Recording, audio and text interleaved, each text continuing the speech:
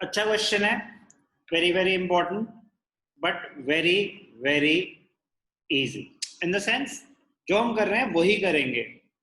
तो फिर नया क्या है इसमें? हो रहा है assets destroyed during an accident. कोई एक्सीडेंट हो गया, कंपनी से, इंश्योरेंस कंपनी से इंश्योरेंस क्लेम आ रहा है, तो उसकी क्या ट्रीटमेंट होगी?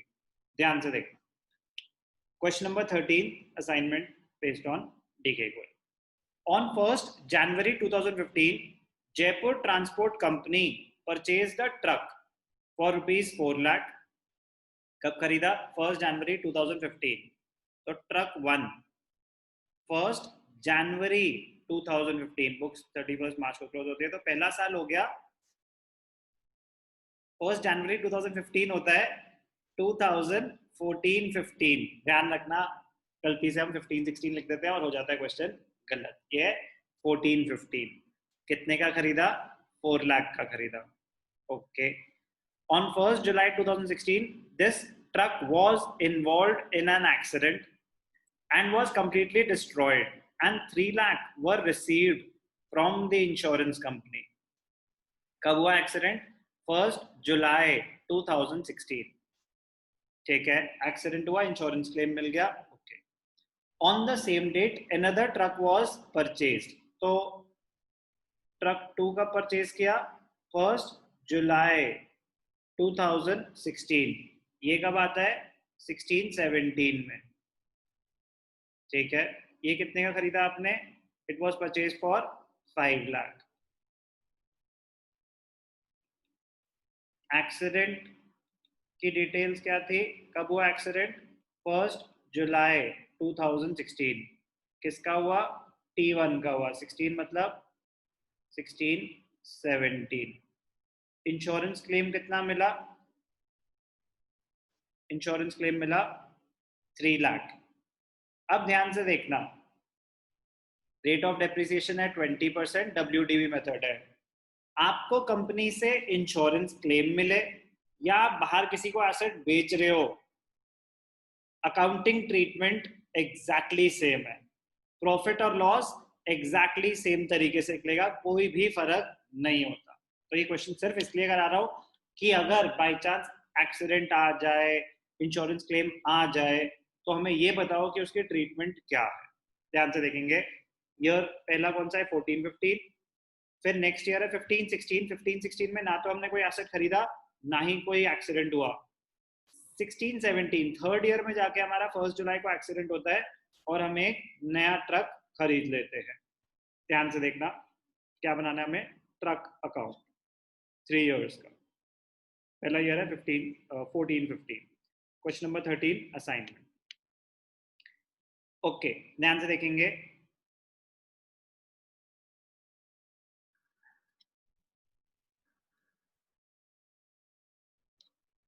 पहला ईयर है 14-15, 2014-15, 2014-15। 1st जनवरी पहला ट्रक कब खरीदा? जनवरी 1। 2 बैंक अकाउंट, क्या खरीदा हमने? T1 खरीदा। कितने का खरीदा था? आई थिंक 4 लाख का। Let us verify.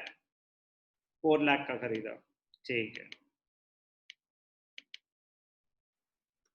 इस साल हमने कोई और नहीं खरीदा, बट डेप्रिसिएशन बुक्स क्लोज करेंगे बाय डेप्रिसिएशन। किसकी? ट्रक 1 की बाय डेप्रिसिएशन। इससे पहले रुशील पकड़ ले। ओके, 4 लाख का ट्रक है, 20% डेप्रिसिएशन है। जनवरी, तो जनवरी फरवरी मार्च, ओनली 3 मंथ्स। तो 4 लाख का 20% होता है 80,000। 80,000 3 मंथ्स के हिसाब से 80,000 इंटू 3/12, 1/4 20,000 हो जाएगा। डेप्रिसिएशन आ गई। Closing balance March 31 by balance carried down. किसका? ट्रक 1। 4 लाख का एसेट है, 20,000 depreciation, 3,80,000। First year done.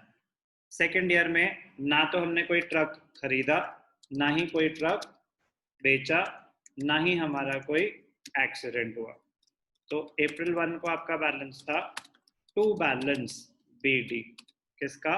Truck 1 का बैलेंस था 3,80,000। कोई ट्रक खरीदा नहीं बट यूज तो हुआ, तो डेप्रिसिएशन मार्च 31 बाय डेप्रिसिएशन कितने का? ध्यान से देखना, डेप्रिसिएशन WDV है तो 3,80,000 का 20% 76,000 आ जाएगा। ठीक है, किस चीज की डेप्रिसिएशन है ये? ट्रक 1 की, तो ब्रैकेट्स में लिख लेना चाहिए। ठीक है, closing balance March 31 by balance carried down, कितना बैलेंस है? 3,80,000 माइनस 76,000, 3,04,000 आ जाएगा। 15-16 में और कुछ भी नहीं हुआ। 16-17 में पहुंचे जब हम, तो क्या हुआ देखते हैं। 2016-17 अप्रैल 1 जब साल शुरू हुआ तो हमारे पास पहले से क्या बैलेंस है ट्रक का? To balance BD truck 1।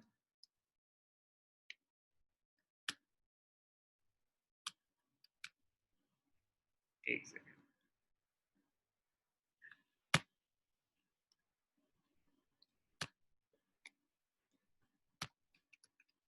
Okay. 3,04,000 का एसेट है, तो क्या हुआ? एक्सीडेंट हुआ हमारा। कब हुआ हमारा एक्सीडेंट? देख लेते हैं एक बार। एक्सीडेंट हुआ हमारा 1 जुलाई 2016। The truck was involve in an accident 1 जुलाई 2016। तो जुलाई तक तो यूज किया हमने, अप्रैल मई जून 3 महीने की डेप्रिसिएशन लगेगी। ध्यान से देखना, 3 महीने मतलब जुलाई 1 बाय डेप्रिसिएशन, डेप्रिसिएशन किसकी? T1 की। कितनी डेप्रिसिएशन? 3,04,000।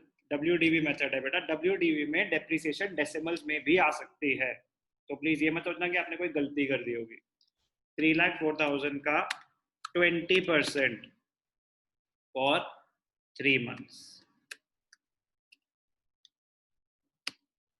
तो डेप्रिसिएशन कैलकुलेट कर लेते हैं।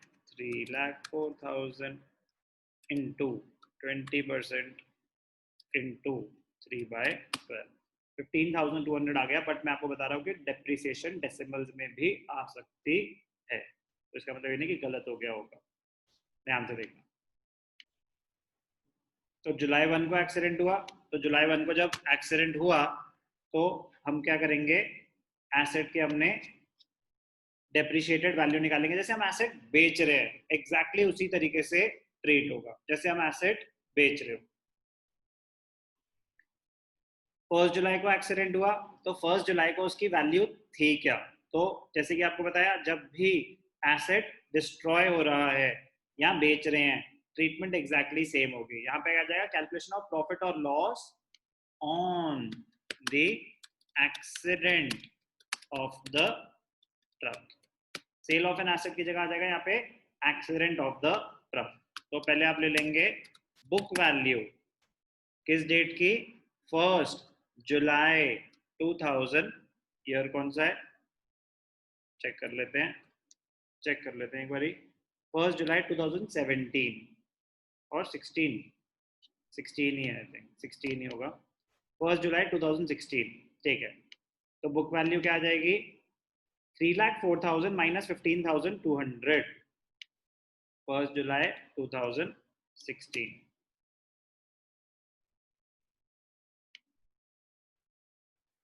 3,04,000 माइनस 15,200 वेरीफाई करेंगे एक बारी। 3,04,000 माइनस 15,200, तो बुक वैल्यू क्या आ गई हमारी?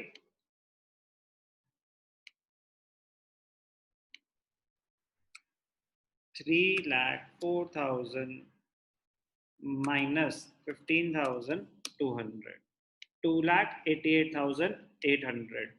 इस दिन आपकी वैल्यू ये थी एसेट की। आपने कितने का बेचा? बेचा क्या? आपका एक्सीडेंट हो गया। आप ध्यान से देखना, बड़े इंपॉर्टेंट पॉइंट है।